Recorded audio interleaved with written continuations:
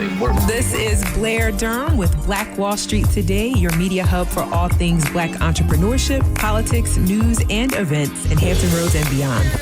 And now, here's your host, Blair Durham. Greetings. Stay locked in. So I'm joined now by brother Minister Zumbi Shawala. He's the founder of the Liberty Hall Media Group, the author of G.O.A.T, the Gospel Afronomics Theology, and he's presently developing a goal-setting program entitled MVP Goals. Brother Minister has built a following through an online radio show called From Mind to Market from 2007 to 2012 on LIB Radio. That's libradio.com. He now serves as a board member on the newly formed Nat Turner Library Foundation. As a business and financial thought leader, Brother Minister's philosophy is that for people to become fiscally responsible for their lives, they must be empowered personally with the proper tools, value systems, and mindset to solve their financial problems. He also believes in transformation as opposed to reformation on a personal and professional level. So as to achieve something never achieved, a person has to become something he or she has never been before. In his role as an Afronomicist and Afrofuturist, Brother Minister addresses the economic issues of the urban and hip-hop communities, as well as the African world community from an empowerment position. He feels that these communities have the right and obligation to empower and enrich themselves to fulfill their economic destinies through microenterprise, entrepreneurship, and community angel investing. Brother Minister is presently a doctoral candidate for metaphysical studies at the University of Metaphysics in Sedona, Arizona. He's a 2004 graduate of Sage College of Albany in Albany, New York, with a bachelor's degree in interdisciplinary studies. And he also received a bachelor's degree in metaphysical science in April of 2012 from the University of Metaphysics, where he received his ordinance as a minister of metaphysical science. Welcome to the show. How are you, sir? What would you like to be called? Brother Minister is good. Brother Minister. Okay. Yes. Never seen those two kind of side by side like that, but I'm happy to honor your wishes, and I really appreciate you being here. Let's get into this gospel of Afronomics theology. I'm especially curious about what it means to be an Afronomicist. Okay. That when we study economics, we tend to study economics in a vacuum and not from an African-centered paradigm. I've noticed a lot of my contemporaries and peers, they've read Think and Grow Rich, they've read Rich Dad, Poor Dad, etc. But there's been very few books that have really addressed our economic issues from an African-centered perspective. So I decided to take on that challenge. I decided to study our predecessors who did take on that challenge. And so far, I've heard you articulate about the primary challenge around a lot of the most kind of popular works in the economic space, how they don't really address the very unique predicament where we find ourselves as people of African descent. Yes. So when I decided to write G.O.A.T, it took me 3 years to write, but I pulled on the last 22 years of my personal experience in business as a consultant / coach and as a researcher to find out what do we need now particularly now being in a post-pandemic climate. There are issues that we need to be clear about. I've always said, if you are Black in America, you should already be entrepreneurial minded, not necessarily entrepreneurial. And what this pandemic has shown us is we need to ensure that we have multiple streams of income, and those streams are not only recession proof, but pandemic proof as well, because job security has become the biggest lie in our society today. Yeah, agreed.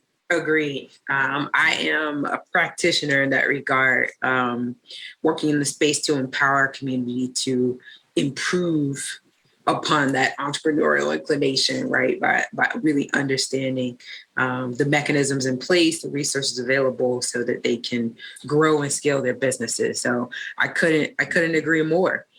So MVP goals. I assume that this is goal setting around entrepreneurship as well. Yes, actually, it can be applied to any facet of your life, professionally or personally.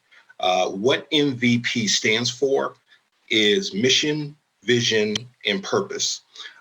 My theory is the reason why people succeed or fail in achieving and accomplishing their respective goals is that they do not have a clearly defined mission, vision, and purpose for their lives, professionally as well as personally. Sure. Yeah. Yeah. So critical. Mm-hmm. And it's interesting, right? These are basic concepts. Yet if we don't adhere to them, it's almost like a guaranteed calamity. I want to ask you this question.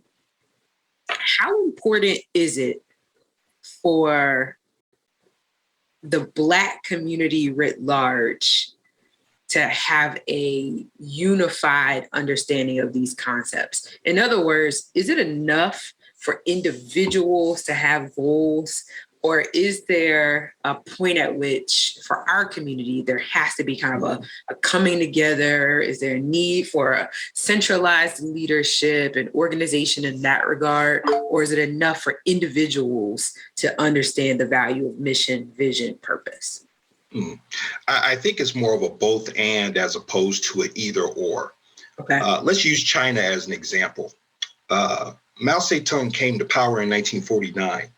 And once he came to power, there was a thing called the 100-year plan, where by the year 2049, China already had an idea or had a vision of where it wanted to be as being a global superpower.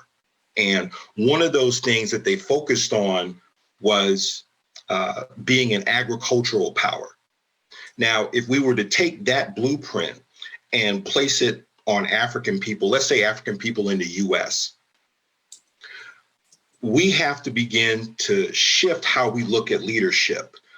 In the past, it was based on what I call a messianic, charismatic individual, kind of like the one. And what usually happens is once that individual is removed, then the movement itself falls apart, i.e. Marcus Garvey, when he was deported back to Jamaica. The UNIA basically fell apart because that charisma and having that messianic leader dealing with the day-to-day operations was no longer there. One of the things that I do recommend is to go from having a people-oriented type of leadership to a system-oriented type of leadership, where no matter what happens to the individual, the system is there to where someone can step in and continue keeping the ball rolling. Yeah. Yeah, and I asked that question. It's kind of a catch-22 because there is such a diversity of perspective within the Black community. It's almost like, well, along what lines will we unify, right? Are we going to unify along the lines of race? Well, if so, are we even all in agreement about what we want to be called, right? Because we know there's diversity there. Okay, well, maybe we can't unify along those lines. Are we going to unify along the lines of some sort of shared spirituality? I doubt that could be accomplished either, right? So I just wonder if we're really going to come together under some kind of common banner or leadership or whatever, how realistically could that be accomplished, especially given, the examples that you shared, right? And how easy it is for us to become kind of enamored by personality and, even think about the various religious leaders of today and the way in which they lead and so forth. It's a fascinating conversation for sure. Sure. And one of the things, I was talking with a friend about this last week. I think there's also, when you want to talk about unification, I always try to look at unification along what are the common basic needs of the people. I have 7 questions that I say that for any Black person who seeks to run for office, local, county, state, or federal, you as the potential voter should ask these individuals 7 basic questions. Okay. Number 1, how will African people be fed? Number 2, how will African people be clothed? Number 3, how will African people be sheltered? 4, how will African people be educated? 5, how will African people be employed? 6, how will African people be protected? And then 7, how will African people gain access to affordable, quality health care? And that should be able to cut across, all schools of thought, all political, religious, fraternal, civic ideologies. So I think if we boil it down to what are our basic human needs, then I think we're able to create a plebiscite where when you come through the buffet line, there's something in that buffet that you want to eat. Right. I mean, and it makes sense. It makes sense. When we focus on needs being met, right? Maslow, as it were. Yeah, I mean, that should create enough common interest for people to come together. It should. But, I'm certain you have seen and you understand that there's some definite healing that kind of needs to take place in order to ensure that we're even willing to work together. Various levels of negative impact brought on by, conditions that we've experienced that continue to play out, when we try to put together working relationships. Right. And so, I'm open. I'm here for the work. Okay. And then there's also another thing that I talk about in my book. I've always said that when you look at any ethnic group, its economic philosophy is always rooted in a nucleus of culture, history, and spirituality. Okay, and I think that's another thing as African people that we need to look at. Culture is I guess you would say it's the mortar that puts the bricks together. And, like I said at the top of the conversation, culture is something that really needs to be emphasized. Okay. How do African people view things? Do we view things through our own eyes? Or are we using someone else's set of glasses to look at things? Okay. So I think we have to begin to ask ourselves, are we looking at things through our own 2 eyes? And are we consistently doing things that are in our highest and greatest good, where we're not making inappropriate decisions individually as well as collectively? Yeah, I couldn't agree more. Yeah, no, I mean, it makes perfect sense. And I look forward to a time where we are not our own worst enemy. I understand full well our potential and even our capacity. No doubt we are brilliant, and I don't even say that from the vantage point of believing that somehow we're super brilliant because we're melanated. I don't subscribe to that necessarily, right? But, suffice it to say, like, even if we were just regular brilliant, we would still be brilliant. I look forward to the fullest manifestation of that.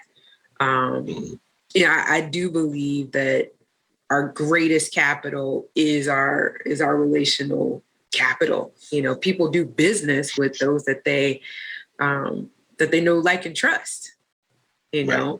And so we want to, in my head, we want to focus on that economy which is, really creating something worth selling and then doing right by those that we're in business relationships with. And that will take care of so many things, right? Oh, sure. In fact, one of the things that I've been an advocate on, I've really been studying this probably for the past 20 years. For African people, if you really want to get into an industry which has little to no barrier of entry, but unlimited revenue potential, is information marketing, or what we now call infopreneurship. Okay. Everybody is an expert in something. Okay. The question now becomes, how do you organize that information, package it, systematize it, and then finally monetize it? Okay. And I especially recommend it for those who are in service-oriented type businesses, whether you're a consultant, a coach, if you're a real estate agent, you're in the financial services, because right now information is really an emerging economy. And specifically in certain topics, areas, whether it's self-help, business, health and wellness, spirituality. So figure out how to take what you already know and convert it into a product or product line or a product and service line. Because like you said, we have brilliance. We just don't have the know-how to put that information together and make it to where it works for us. So for example, my book, I consider that my first info product. And from that book, I'm working on developing an online course and, other ancillary products that comes out of it. So if people can at least write a book, because the belief is everyone has at least one book inside of them. Sure. That one book can lead to other income earning opportunities.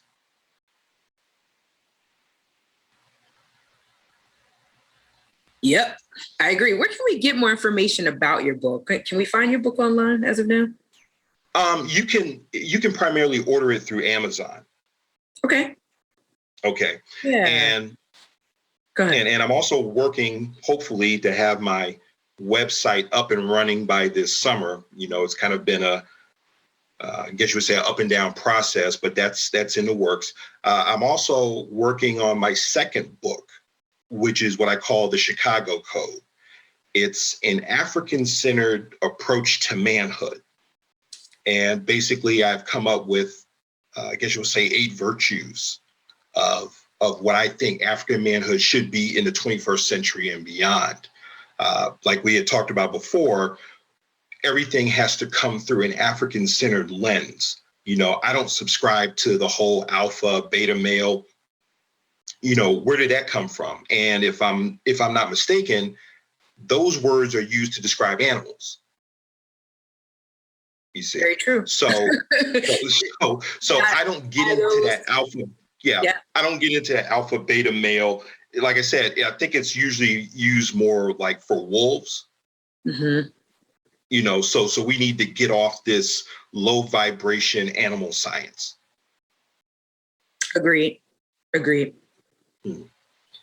Yeah. And certainly there needs to be a redefinition, right? To the extent that we can agree that the current output is not serving our interests. Thank you for that work. Is that articulated in the book, Gospel of Afronomics Theology, or elsewhere? I touch on different aspects of it, and probably when I go into my next book about the Chicago Code, I talk about what real manhood is, that manhood is judged not by your consumption, but your production. Sure. There's a tribe in Africa, I think it's called the Sambaru tribe, where a young male, part of his crucible into manhood is to go out and hunt for wild game. He brings that game back home, presents it to his mother and grandmother. Now, that's a symbolic gesture. Meaning, one, mama, you no longer have to feed me because I have the capacity to feed the village. And then secondly, you will not see me in the kitchen eating from your pot anymore. So that's one aspect of manhood that we need to get straight. It's not about your consumption, but your production for large groups of people. Absolutely. Absolutely. Difficult. Again, I'm in the business of helping people to perfect their production capacity.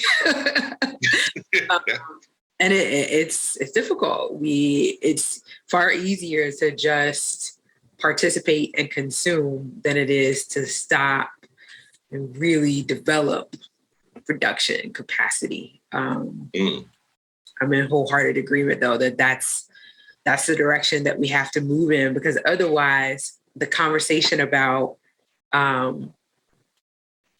group economics is a limited one. We don't want to have to depend upon anything outside of the community, but we haven't developed yet the capacity to produce all of what our community would need. And it's like, how do we expect that to work? I chuckle because it keeps me sane, but it's a serious issue. Yeah, it's a tall ask. Especially when, if you look back at Malcolm's Ballad or the Bullet speech, when he says we need a gospel of Black nationalism, the only thing he said is, look, we need to have total control over the social, political, economic, and cultural aspects of our community. Okay? Yes. If we can just start there, particularly with the culture and the economic components, then the other two will just fall into place. But it's really about gaining control over your culture and your economics, because, a lot of times we want to focus on politics so much to the expense, not realizing you can't have politics without an economic base, and you really can't have both without a strong cultural base. Sure. Yeah, in agreement. In agreement. Gotta fix those pieces, have to fix. Yeah, and like you said, because we're up against a clock, it's like we're having to do things simultaneously where we can't go in, do one and then the next. Yeah, we don't have the luxury of, let's build wealth for several hundred years. Okay, now it's now or never for all of it. And right. With the compressed timelines, it's a pressurized scenario. We're already dealing with the day-to-day travesty of being Black, on top of the trauma we inherited from our ancestors. It's just, it's tough. But I am still hopeful. Definitely not in politics, but just in that we can learn what we need to learn, and we can make the necessary changes. Indeed. Yeah. We're out of time. This has been great. I appreciate the dialogue and definitely appreciate your scholarship. I did find the book on Amazon. Give us the title once more for those that are wanting to find it there online. Okay. The title is G.O.A.T. It's the Gospel of Afronomics Theology, a 21st century blueprint for Black economic power. Excellent. I would say find it. Some brilliant concepts there. Sometimes myself and others may be off-put by names, titles, maybe just we don't quite understand all of the things. But I think the book is likely going to be relevant for any person of African descent that picks it up to read it. So I certainly, again, I want to thank you for your time, and I definitely would welcome you back to the show and to some of the other platforms that we have, some of the conferences that we produce. I would love to chat with you further. Okay. All right. Thank you. I am so excited to welcome Mr. Les Brown. The Federal Reserve said 3 weeks ago in St. Louis, stunningly, a white high school dropout, an ex-felon, somebody who's been in prison, and a black college graduate, no criminal record, and thousands of dollars in debt. That white high school dropout will create 3 times more wealth than that black college graduate. And so it speaks for itself that in order for us to make it, we have to be hungry. The racism, the things in place, part of the culture hold us back. It's so pervasive. It got us going and coming. Some things we're aware of, most of the things we're not. But those people who succeeded, Frederick Douglass said, we won't get everything that we fight for, but everything we get, it will be a fight. You got to be hungry and find a way to win. There's mental resolve, a perpetual sense of optimism that some way, somehow, we're going to be able to figure this thing out and get through and be able to live a larger life. Wow. Powerful. In wholehearted agreement, even thinking about Black Brand's journey and pivoting and hosting content online all year and translating this conference into a digital event. No doubt everything that you said rang true. I am noticing that you are sharing a ton of content on social media, following you on LinkedIn, just very much appreciative of your transparency with regard to your journey, and grateful to see you still at this work of inspiring us all. Thank you so much. I tell you, at 75, I still got the fire. Yeah, you do. You definitely do. And I kid and play hairstyle. I got a Yes. Look, I shared with my mother. I said, look, this is Les Brown. She said, it's Les Brown. I said, it's Les Brown with the high top. She loved it. I love it. I say, do your thing, sir. Well, when you get 75, you can do that. My daughter, Serena, she graduated from Hampton. And yes, and so they have a great tradition there that I believe in very much. And I'm so excited to be a part of this virtual conference and what you're doing, because now more than ever, we need entrepreneurs. Now more than ever, people need to become aware of the fact that the 40-40 plan is gone, where you can go to college, graduate, and expect to get a job and work for 40 years and retire on 40%, which wasn't enough in the first place. That time is gone. And so people need what it is that you brand, what it is that you bring, how to brand themselves, and finding something that they love, where your heart is, there your treasure is also, that they can do, that they will be in a position to control their own personal economy. Super excited. And listen, looking forward to talking next week. Some more great content coming your way. Thank you for tuning in to Black Wall Street today, where we're building minds, building connections, and forging the path ahead toward business success in the Black community. Phenomenal. Stay with us online at Black Wall Street Today on Facebook and Black Wall Street Today on Instagram, and then follow us on Twitter as well at BWS Today. We look forward to talking again next week. Have a wonderful week. I have said, and I will continue to say, that the most important priority for the Black community is the Black community, not a particular political party. Hey, yo, when I say black,